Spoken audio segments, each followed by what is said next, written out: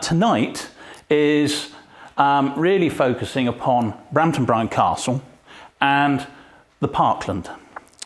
And we're very lucky that we have so many parks in the county. Herefordshire has a large number of what were deer parks that survived very, very well to this present day and weren't all ploughed up after the First or Second World Wars. And as we'll see, it's a very important type of landscape because it preserves everything. It hasn't been ploughed up over the last 200 or 300 years, or large proportions haven't. And quite a few of them are still managed in ways that historic parklands were managed. So they're very interesting from an archaeological point of view.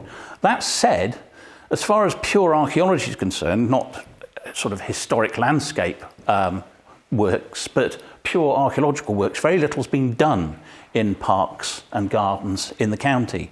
So what I'm doing here today really is showing you how archaeology can actually refine what is sort of documentary research, historic landscape development, and what we think lumps and bumps might be. The one thing that I've learnt over the last 10, 15 years wandering around places in Herefordshire is that it's very easy to say, oh, that looks like a thingy. That's a lump that's the right shape for, a saw pit or a charcoal burning platform or a round barrow. And you sort of ascribe them these titles and they get put on our historic environment record as such. But when you actually come and investigate them, quite often they're not what we might think they are.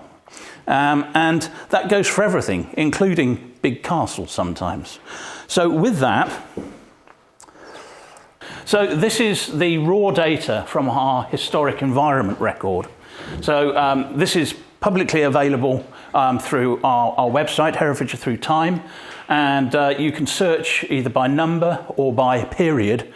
So you can type in Roman forts in Brampton Bryan, and it'll come up with all the known Roman forts, for example. So this is your biggest Roman fort. Just down the road. Brampton Bryan's hiding under this massive red writing and dots, and you can see Brampton Bryan Park down here. So this is all our known archaeological sites or things that have historic significance, and they get updated as and when any more field work's done or aerial photographs reveal something, etc., etc. It's also where it also includes find spots for artifacts. So if someone's been field walking and found a flint, for example, or metal detecting and gone through the finds liaison officers, then that data gets sent to us as well and it gets added on. So you can instantly see that quite a lot has happened around the village of Brampton Bryan. Most of these will be numbers to do with listed buildings.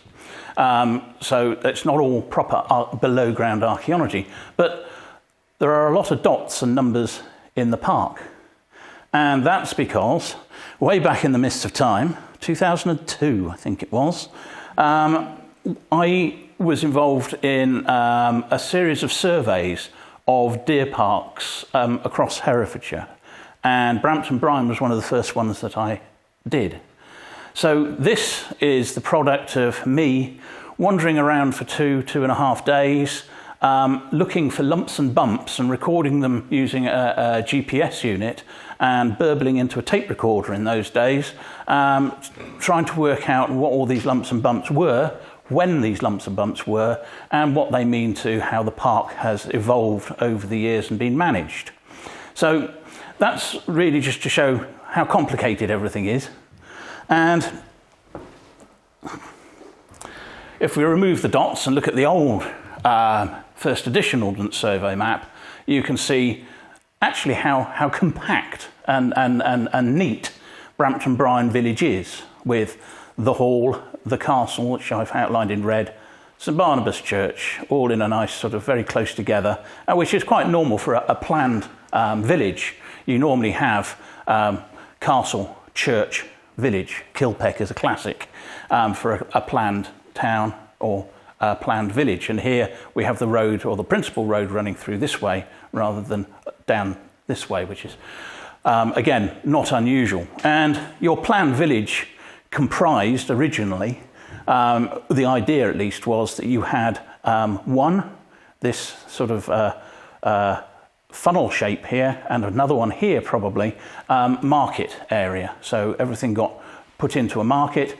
We know that it had a royal charter for a market, but not for very long. And I think the idea was, for the king, if you granted a market, then people would come and they would rent accommodation and rent shops. So you'd build your market town eventually, if it took off. But as we found out from last month's talk, they were in direct competition with each other, and some failed. And Brampton Bryan was one of these sort of moments in time. It probably existed with a market and a fair for 20 or 30 years, and then went into decline because there were other markets attracting more people, or getting to them first when they were coming through from Wales, etc. So this is a sort of fossilized plan of what was intended, but probably never really was. But from that point of view, it's quite fascinating.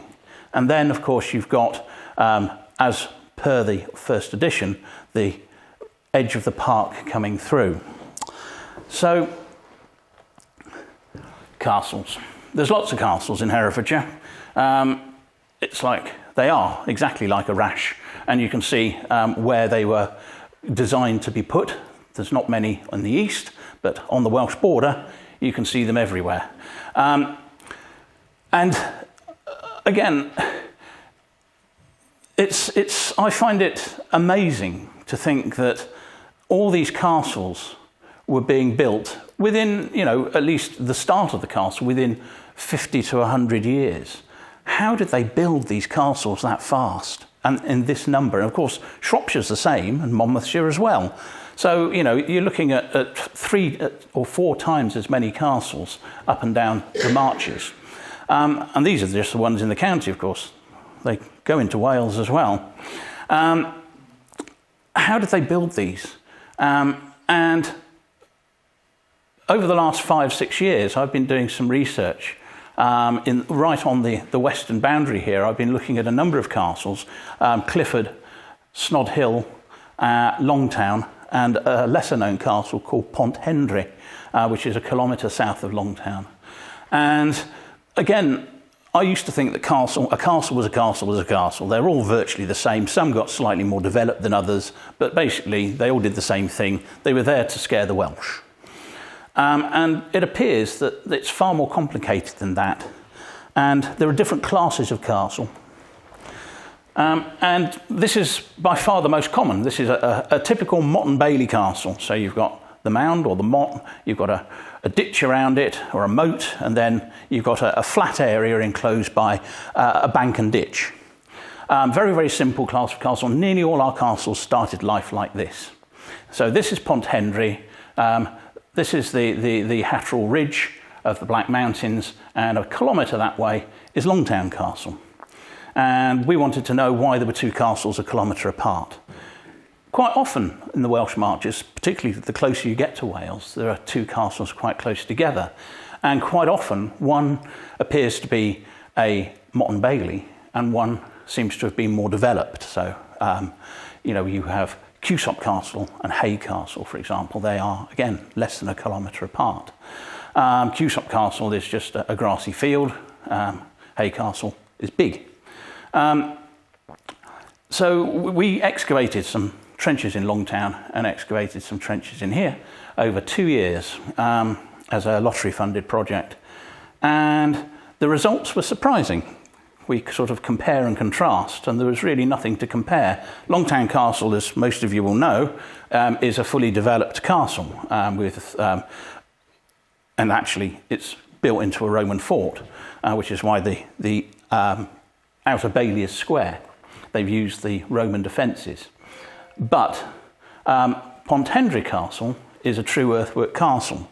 And in the past, when I've mentioned an earthwork castle, it is just a castle that is built like this, and then of course they put a tower on the top, normally a wooden one, and a palisade around it, and it's used for 100, 150 years. And then once the Welsh have been subdued or aren't going to come back, and England has given up, it gets left because nobody wants to live in a little castle tower. This one was built like this as an earthwork castle, but it remained an earthwork castle. Nobody did anything with it whatsoever.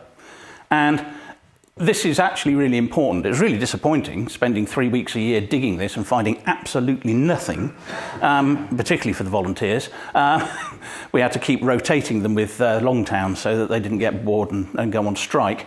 But what seems to have been happening in the Welsh Marches was that there was a battalion of Royal Engineers who all they did was build earthwork motte and baileys and then move on to the next bit.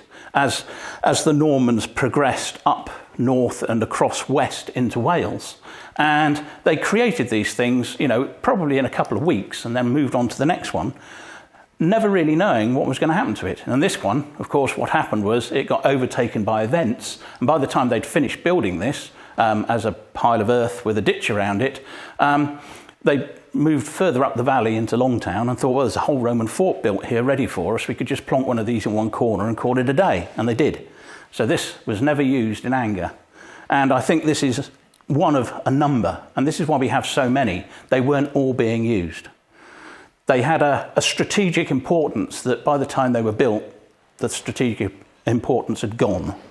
So we have these classes of castle, from this simple thing that's never been used right up through to, of course, your castle, Brampton Bryan. And here's three sort of fairly random shots trying to show the different angles. This is it shortly after the Civil War and the ravagements that went on. I'll do a potted history, and I do apologise to Edward and Victoria if it's not right, but it's what historic England seem to think at the moment. So by all means let me know and I'll let them know. But basically you have here a fully developed castle, which started life as a motte and bailey, and the top of the earthen mound is just showing at the back here. And it was built around a big quadrangle, of which we've got bits and pieces, added to in the 13th century substantially, and then added to again in the 14th, 15th and early 16th centuries. So this is some of the latest work immediately or just before the Civil War. So it's a fascinating castle purely because of the amount of development that's taken place.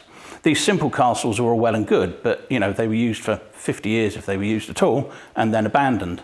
It's very nice from an archaeological perspective to be able to sort of look at this and work out which bits were added, when and why. And the reason for this development is, of course, that after the initial military use of a castle, you're trying to make it more comfortable and easier to live in. They're cold. Most of their rooms are fairly small, dark, and shaped to be completely impractical. Where do you put a piano in one of those? You just can't. You can't even get it up the stairs.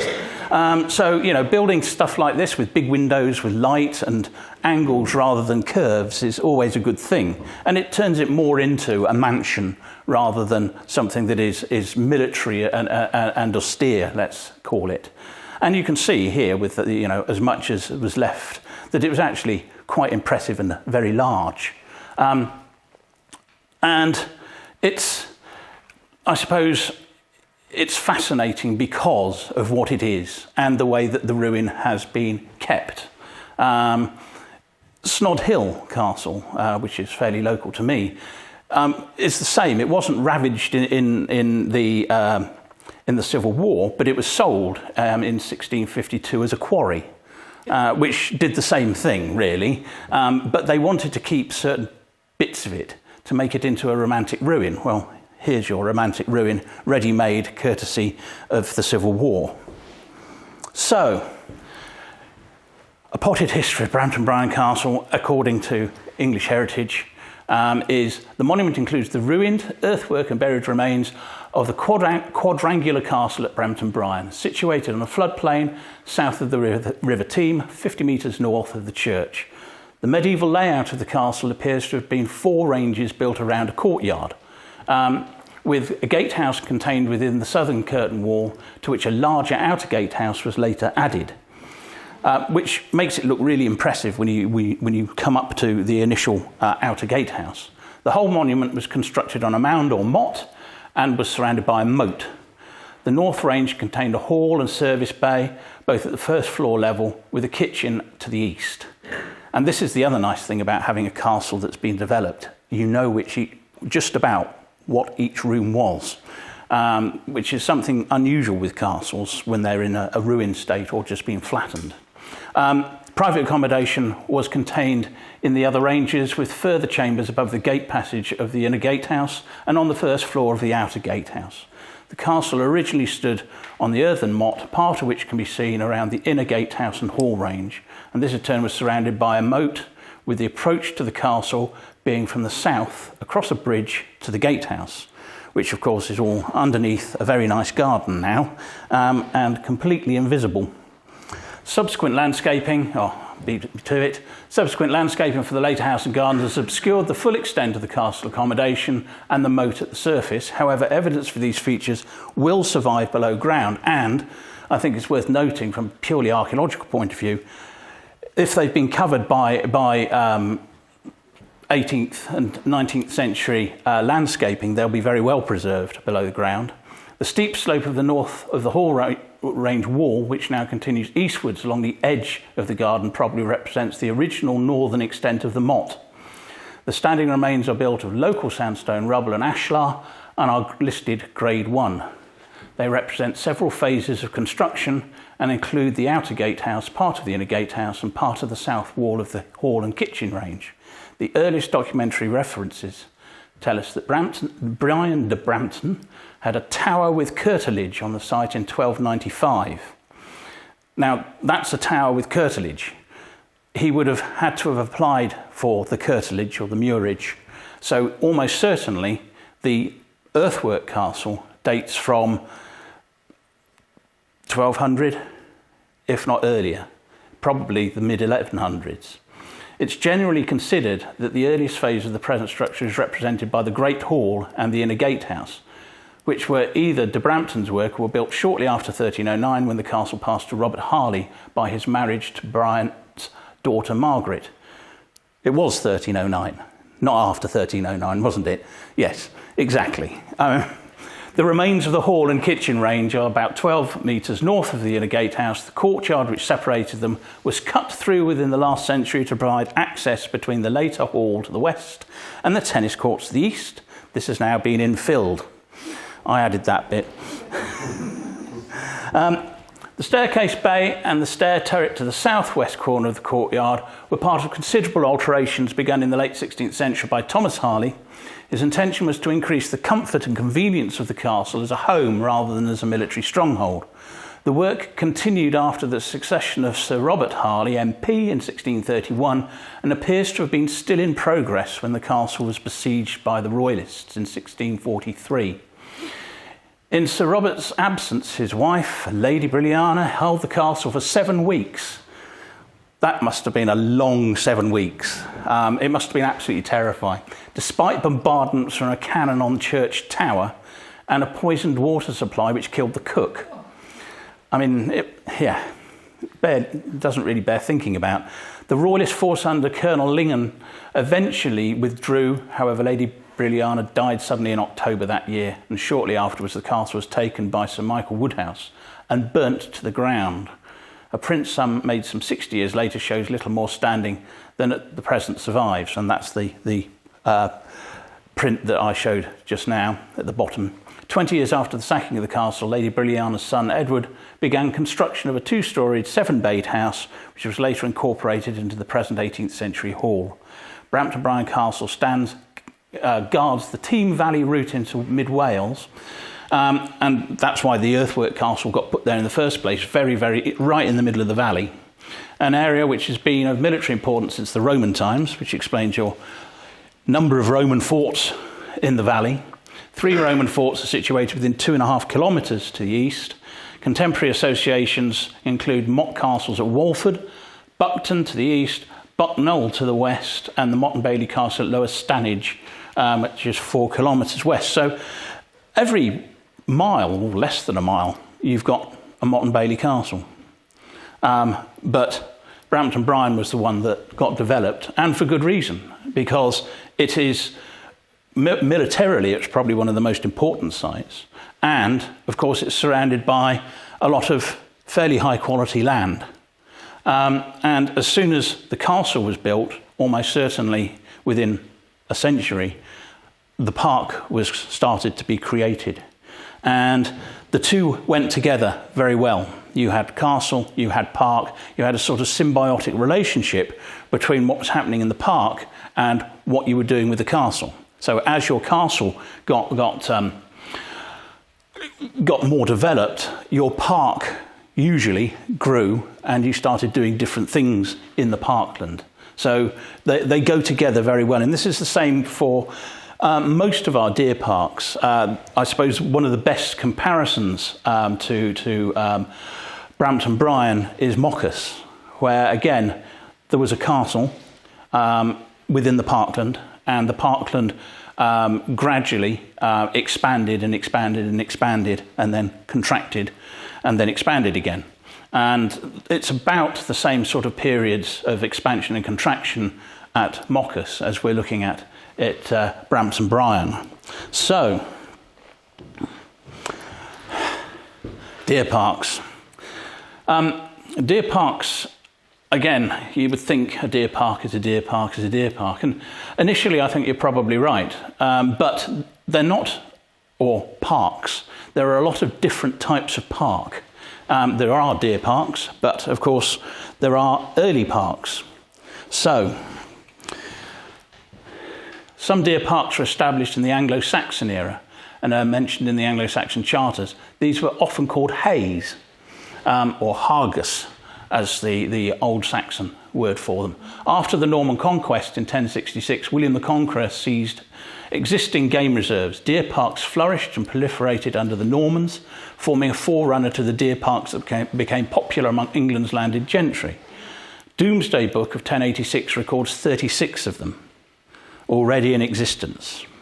Initially, the king maintained an exclusive right to keep and hunt deer and established forest law for this purpose. In due course, they also allowed members of the nobility and senior clergy to maintain deer parks. And at their peak in the turn of the 14th century, deer parks may have covered 2% of the entire land of England. That's a lot of deer, to put it nicely. So they were big business, and I'm afraid to say that everything boils down to money, really, even in the early medieval period. So this is a chase. This is not a deer park. There are deer in it, lots of them. But basically the idea of what I've just read is very, very oversimplified. The hay was not the same as a deer park. The hay, and we have Hay Park and Haywood, were hunting preserves which are used for sport and managed for timber. The deer park was initially, at least, intended to be an economic venture. It was basically a deer farm, intensive rearing of deer for the king and the nobility. And these were often small in size and used waste or marginal land. So nice big steep slopes and places where things wouldn't grow properly. What I'm going to do tonight is tell you just how busy a park was, and probably quite an unpleasant place to be most of the time, to be honest. So first of all, to make your park, you need your park pale. You've all heard the thing beyond the pale. That's the pale. If it's beyond it, it's outside the park, so you needn't concern yourself with it. Park pales were created with a bank and a ditch, and then a palisade or a hedge to stop your deer escaping, or to stop wild deer getting in. So for the entire area around a park, you employed someone, or lots of people, to dig a massive ditch, create a massive bank, and then create a boundary that no one could mistake. so that if somebody was found in your park, they couldn't just say, oh, we just stumbled in by mistake. You'd have to have gone over a ditch, over a bank, over an 8 or 10 foot high fence, and then stumbled in by mistake. And it meant that, you know, they were in trouble and they couldn't get out of it. So it was the same with some woodland. They used to put woodland boundary banks around them to stop people stealing wood. So this is your park pale, and this is what they look like nowadays. This is Croft Castle. This is the pale, the ditch, and there would have been a palisade or a hedge along it. Here's another bit of one with the palisade up here and the ditch so that the deer couldn't get near enough, or if they did, they've got an extra 4 foot to jump over the bank. And it's difficult to see nowadays, but if you go to Croft Castle and park, this is the car park, and this isn't something to stop you driving across into the field. This is actually the southern extent of the Deer Park Pale. It's the last bit that survives. The rest has been completely filled in. So it gives you some idea. So again, deer on this side, farmland on this side, big fence in between. A huge investment of time and money. So back in 2002, as I say, I spent a very pleasant 2.5 days wandering around the park, and I started finding Park Pale. So I started following it and mapping it with a GPS system. So every 50 or 100 yards or so, I'd press the button and it'd record it. So I started walking through here, around here, got to here, and noticed that there's a big bank and ditch on here, but there's a big bank and ditch running that way as well. So then I turned around and started following this one, and it came around here, and then it gets lost under the house and parkland. But then it reappears around here and comes back round here. But then there's another one that comes through here, but this one runs almost parallel to it, but comes around here like this. And there are 3 parks at Brampton Bryan, which sounds very odd indeed, but this is actually, for Herefordshire at least, completely normal. There are 3 parks at Moccas, there are 3 parks at Kentchurch. And basically this is how the original deer park looked. This little short dotted line here was the original park. That is your deer farm. So in there you farmed deer and you sold the deer. That is what you did, or you entertained people that were coming to stay by eating your venison. So this was a product, very much a farming product.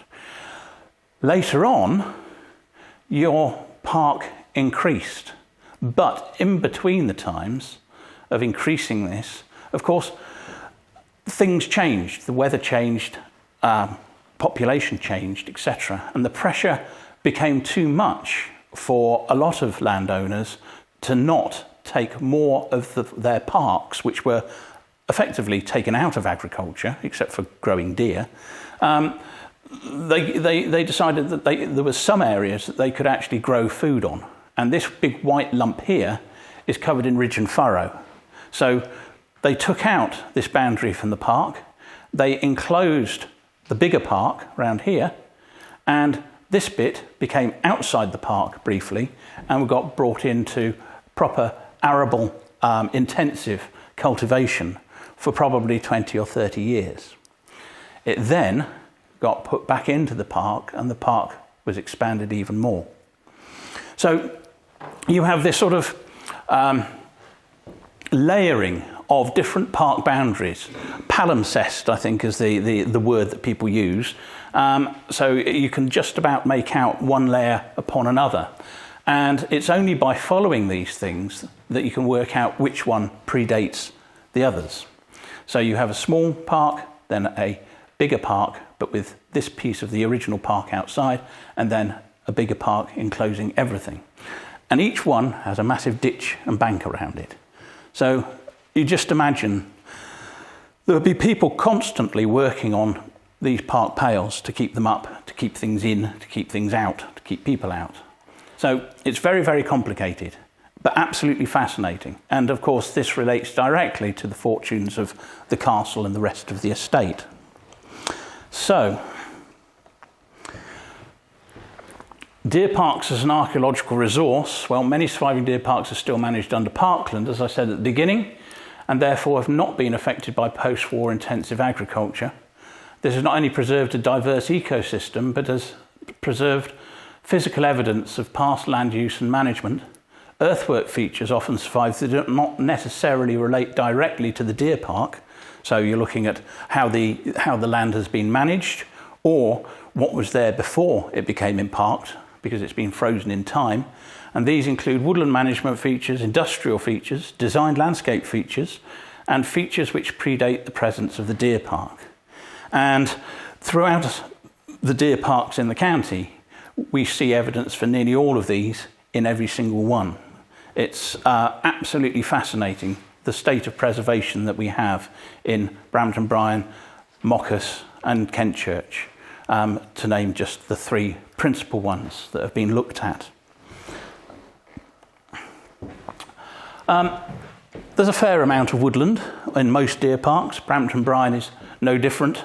And woodland nowadays is quite important, but back in the early and mid-medieval period and into the post-medieval period, it was absolutely crucial. This was big money, in as much as you could do so much with it depending on how you manage your woodland. So what we find with a lot of our parks, Brampton Bryan and Moccas in particular, was that they were managed as a rotation coppice regime, but with standards growing up through it, just like this piece of woodland here. So every so often, every 18, 20 years, some of the understory is coppiced, but these trees are allowed to grow into large trees which are used for building, lumber, etc. And this, of course, is used for firewood and charcoal. And North Herefordshire, well, Herefordshire in general, but particularly North Herefordshire, particularly if you're close to the Bringewood Forges, etc., meant that you could guarantee getting rid of charcoal no matter how much you made. And places like Brampton Bryan undoubtedly would have been exporting tens and tens of tons of charcoal each year. Now, a ton of charcoal is a very big heap. Charcoal doesn't weigh much. And to make that much charcoal and manage this woodland effectively means that you would have had a small army of woodsmen and charcoal makers on a rotation, going round and round from park to park and in your park, setting clamps and basically making a very dirty, smelly and noisy park. So when you look at your park, and again this is the first edition, with the largest portion of the park, of course the park actually continues down here in some respects, but this is most of the pale on here. You see the park plantations here, Broomy Hill Plantation, the Turnpike Nursery, so tree growing, and then you've got the proper woodland down here and then the park. But through all that, you get everything else. So you have the deer shelter here and a deer shelter there. So there's your deer. You then have all the other things that you need to run your castle, your village, and your park. Now, the castle was built of local sandstone, and here you have old quarry, gravel pit, old quarry, old quarry, old quarry. And that's not all of them. There are some that are even older than on this map that aren't marked on it. Old quarry in the Pheasantry. So this is where most of the castle, most of the stone from the buildings in here and here came from. It was there. Why buy it in? You've got it in your park. So you have quarries, active quarries at various points in time for improving your park, improving your castle, improving your village. So you have gangs of quarry workers. They're probably not the most pleasant and gentrified people around. But you add that to another crop, let's call it, the same way that deer are a crop. And that is probably something that you've never really thought about as being a crop before. A pest, yes, but not a crop. And that's rabbits. Rabbits. This is unusual, what I'm going to say, but believe it or not, rabbits got brought over into Britain by the Romans. Before that, we just had hares. The Romans brought them over from France, South France, northern Italy, and they didn't like the cold, wet climate, rabbits, and they died. So the Normans brought them back over and realised that they had to look after them. So they built warrens, rabbit enclosures, and they really looked after their rabbits. So this is LiDAR of part of the park. Unfortunately, it runs out towards the hilltops. But you have this sort of square enclosure or rectangular enclosure here with a sort of lump there and a lump there. And these sort of oblong lumps we call pillow mounds. We try and make life simple for archaeologists. They're called pillow mounds because they look like pillows. They are, 20, 30 yards long and 5, 6 yards wide with a ditch around them and a mound inside of which is a series of tunnels and a series of chambers. So you dug the burrows for the bunnies. They wanted for nothing. And you kept them enclosed in a large enclosure, and somebody, the warrener and his family, looked after the bunnies and made sure that they bred and made sure that they were fed, made sure that they didn't get too cold or too wet, but also harvested them whenever needed. So this was a farm within a deer farm. And there's a fantastic illustration of a rabbit, a pillow mound. I love these two. I don't know what they're doing. It's like rock, paper, scissors, isn't it? But this is one of my favourite drawings. So you have your bunnies popping out and popping in and chasing each other into holes through here, mainly because somebody's let a dog loose in here to drive them out. And basically, you have this pillow mound, and you put nets over the holes. You put in either a small dog or ferret or whatever. The bunnies rush out into the nets, and you get them. And it's food, it's fur, and it's income. So this, again, was big business, and it's something we forget now because, of course, rabbits are everywhere. They certainly acclimatised very quickly in Britain, and, they haven't let us forget it since. I mean, it beggars belief that people were actually trying to encourage rabbits to breed. But nevertheless, this is again, an extraordinary and largely forgotten agricultural cornerstone of deer parks. Nearly every deer park had its own warren, no matter how small. So those, by the way, are just in here. So handy.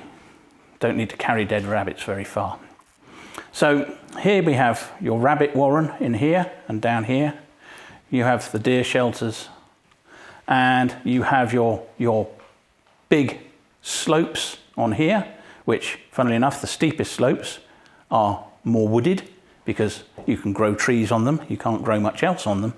And then you have the top of the hill here, which again is a mixture of trees and heathland. And Heathy Park, of course, is the clue. So here's a lump of the far side of Brampton Bryan. And I've divided these into different shaped dots, just to show you what people were doing. You have the little round dots, like these two here, and that one, and that one, and that one. And these are saw pits. We'll go into saw pits in a moment. You then have triangles, like these, which are all over the place. Charcoal burning hearths, platforms. And then you have squares. And these are apparently building platforms. They are big platforms that haven't had charcoal burnt on them, and they're there for a purpose, and they're normally around a cluster of charcoal burning hearths and saw pits. And almost certainly these are here for people to live temporarily on whilst they're doing the charcoal burning or whilst they're sawing lumber in the saw pits. So you get a couple of little platforms, a load of charcoal burning hearths and a couple of saw pits. And it shows that, again, they're coppicing and creating charcoal with the charcoal burning hearths, but at the same time, they're cutting large lumber in the saw pits. So we know that we've got this understory of coppice and then the top story of big standard trees. And again, here's another little cluster. You've got 4 charcoal burning hearths, 5 down there, and 2 little building platforms next to it. And again, down in here. So there's a pattern. Now, this isn't every single charcoal burning hearth, saw pit and building platform in the park. This is not an exhaustive survey that I did, exhausting sometimes. I do remember walking up and down here 3 or 4 times of a day and regretting it the next morning. But it gives you a sample idea of just how busy it was at various points in time. Saw pits. That's a saw pit, believe it or not. It's a rectangle cut into the ground with a bank either on one side or both of the spoil that's been removed. That's all they are. Some of them are almost completely infilled and are very difficult to see. Winter is the best time to do surveys in Woodland. And that's how they were used. So, underdog and top dog, that's where it came from. He got all the stuff that fell on him, the underdog. Honestly. And this is them cutting their lumber into planks so that it can be moved and worked. Quite often, they strip the bark with axes first and then did this because this is jolly hard work. I do like the 2 mugs of tea on the side. I hadn't noticed those before.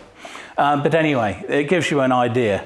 These poor devils not only rolling massive logs across, but then trying to saw them into 2.5-inch planks. Very hard work and very labour intensive. And, just round the corner from those 2, you have your charcoal makers. So this is charcoal in action. Basically, you cut your coppiced wood into 2 or 3 foot lengths. You then stack them, but this is created in almost a way that means that there's a vent inside. You set the fire in the middle, and as the fire flames up and catches, you then cover it in turf or wet bracken, depending. And effectively you exclude as much of the air as possible. And all you're actually doing when you're creating charcoal is baking wood.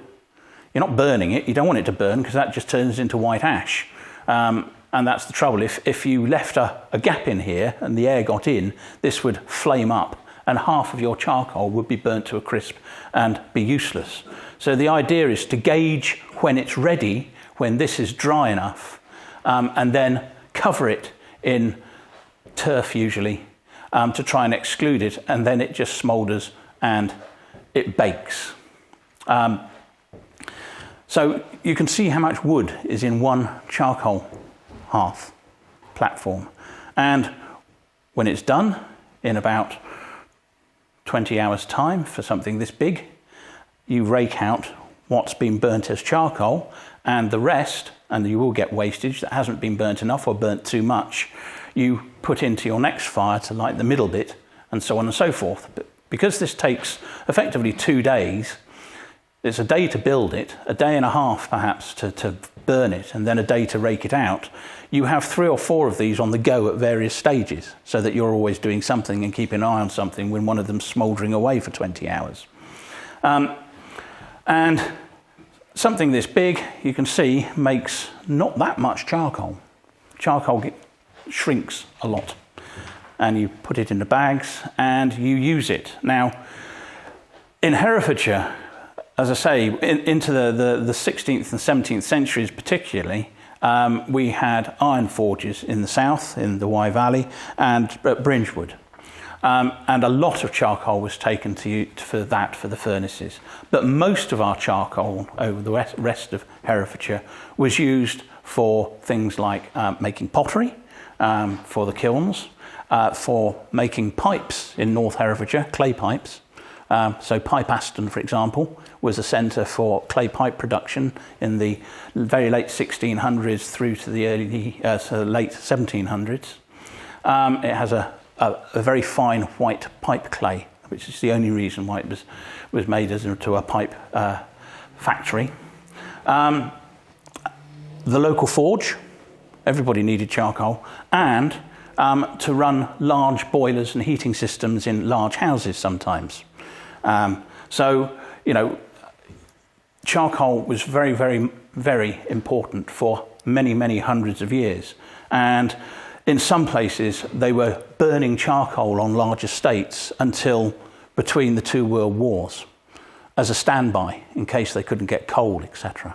So this technology really didn't change from the early medieval period or even before then through to the early 20th century. And again, you imagine the number of people needed to construct these things, keep an eye on them. And as you've seen from the number of dots on the plan there, that plus the saw pits, plus the quarries, you've got lots of noisy, dirty industry in your park. So to get back to sort of testing the evidence, as I've called it, I've identified lots of charcoal burning hearths, saw pits, and other strange lumps that I've said are building platforms and strange things like that. And as a later project back in 2016, 15, sometime like that, we were asked to undertake some research in 2 or 3 parks across the county, and Brampton Bryan was one such. And we looked at a little cluster of what we hoped or what we thought were the sort of the standard things that we were finding everywhere. So charcoal burning platform, saw pit definitely, and perhaps a building platform that we could then date if there was rubbish lying around. We could date when they were actually doing this in this part of the park. A very simple exercise. So we chose this small side valley. It's got everything that you need for living for 2 or 3 months a year out here. It's got a spring with a little stream. And next to the spring and the stream was this cluster of 4 earthworks. One, the little blob there, is a charcoal burning hearth or charcoal burning platform, and you can see them dotted all the way up the valley here, catching the breeze. Then you have this diamond-shaped thing, which is a saw pit. Then a triangle, which is a building platform, and the building is right next to the stream, which makes perfect sense to me anyway. You need fresh water. And this little star next to it, which is the only star on this map, was a mound just next to the building platform, which I assumed was some form of midden waste dump. So this little collection of 4 earthworks, I hoped, would tell us the story of charcoal production and woodland management at a point in time in Brampton Bryan Park. An easy project. Archaeology is never easy. So here we are. This is a Land Rover in its natural environment. This is the small valley heading up towards Heathy Park in the background, and archaeologists hard at work. You can see down here is where the stream and the spring is, just down in here, and there's a series of sort of rough pits and bits down there. This mound here is for what we assume to be a saw pit, and down in here there's a level platform. You can see there's a crease in the ground here and a platform coming out here, and that is the charcoal burning platform. So that's what we hoped. The nice thing about parklands is nothing's deep. Instant archaeology. So this was this small mound or midden, which I hoped would tell us it would be full of pottery or broken glass or rubbish anyway, and we could get some good dating evidence out of this. And when we stripped the bracken and turf off, within half an hour, we came down on nothing. And I mean no rubbish whatsoever. This wasn't a midden. This was actually made of solid clay, clean solid clay, which was somewhat of a shock because somebody's made this.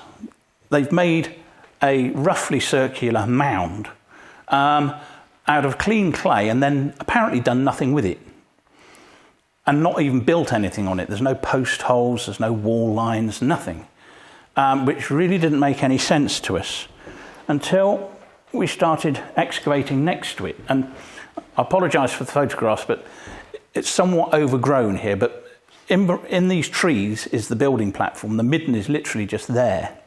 And we thought, well, if there's no midden, then what's the building? So again, very, very small trenches, but bricks. And initially we thought, wonderful, we found a building. Lots of nice bricks, but all of the bricks were misshapen or had exploded. And you can see how red the earth is here. This is from fragments of brick, plus also burnt clay. So this is stuff that's been heated tremendously. And when you start looking at them, there are very, very few, if any, whole bricks here. There's 2/3 bricks, but a lot of them have residue on them from a furnace. And again, this is the same colour as the bricks, the soil. This isn't a building. This is for making buildings. This is a brick kiln. And the midden, that isn't a midden, is the raw material clay for making the bricks out of.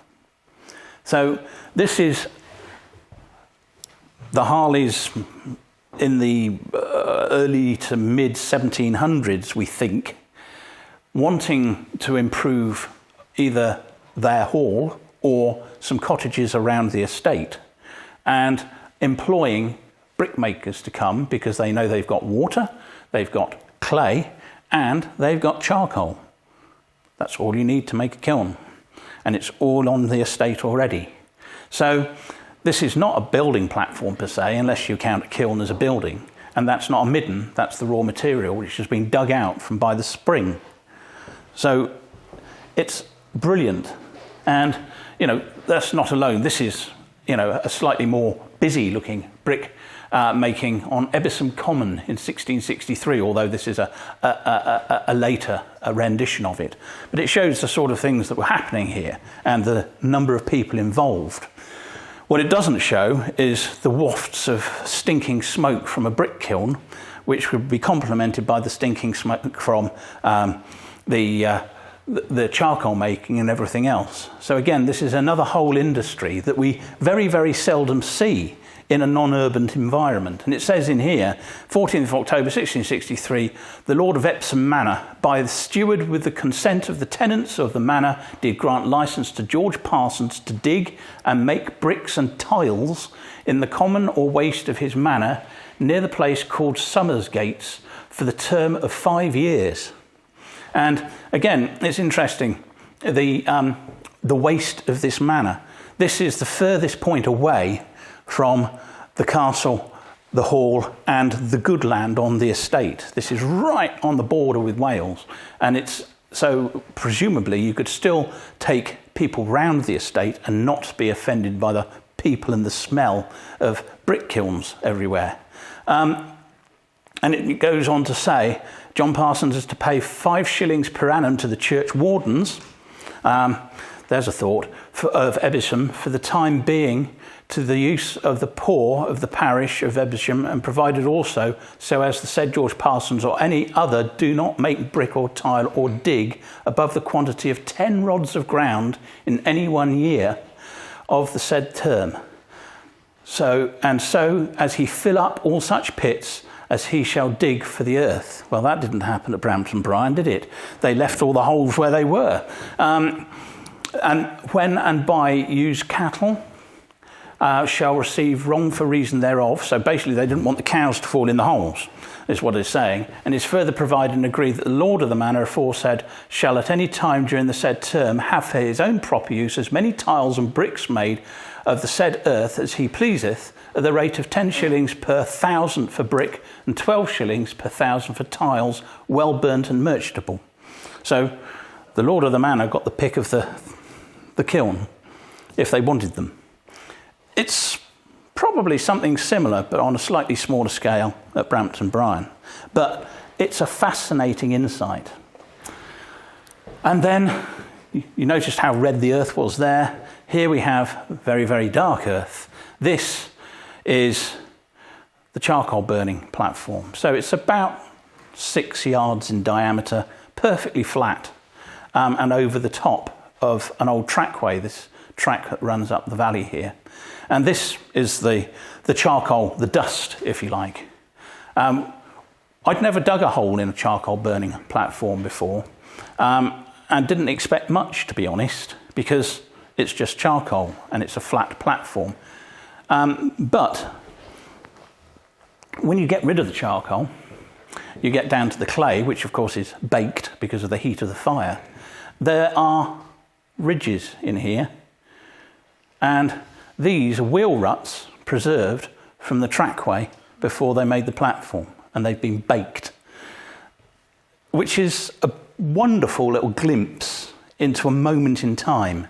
You can imagine carriages or carts coming up and down here, probably bringing wood and charcoal down from here, and then someone saying, well, we're not using this track much, you know, for the next year, let's put a platform on it and burn stuff. And here it is, preserved perfectly. And there they are, these wheel ruts. You've even got canted stone in there, look. It's fascinating, it really is. And then the saw pit. Now, I must admit, I thought this was an easy one because it's so well preserved. You've got this mound here, you've got an entranceway down into the ditch, or the bit where you put the log across. So it works brilliantly. Again, I never dug a hole in a saw pit, so I didn't know what to expect. So we chased the sides down and tried to find the bottom. And we kept going. And we found out that it doesn't have a flat bottom like a saw pit does. And it has very, very burnt clay in the bottom of it, just like the burnt clay from the kiln. And it's not a saw pit. We've no idea what it is yet. And this is, 6-7 years ago. I'm not afraid to hold my hand up. There are some things that we do not know what they are. This is not a saw pit. It never has been a saw pit. It's something to do with brick making. And not that I find many brick making specialists from the 17th or 18th centuries, but I cannot find a parallel to this yet. They've been doing something in here connected to making bricks. The best thing that I can come up with at the moment is that they were making two types of brick. They were making hard bricks, so bricks cut out of proper clay but mixed with a flux or a fabric to stop them exploding. But I think they were also making what's called slop moulded brick. And this is clay that you then pour into a pool or a vat or something and put water with it to make it a very thick sort of soup, which you then pour into wooden moulds and dry in the sun. And you put sand around the clay as you pour it in.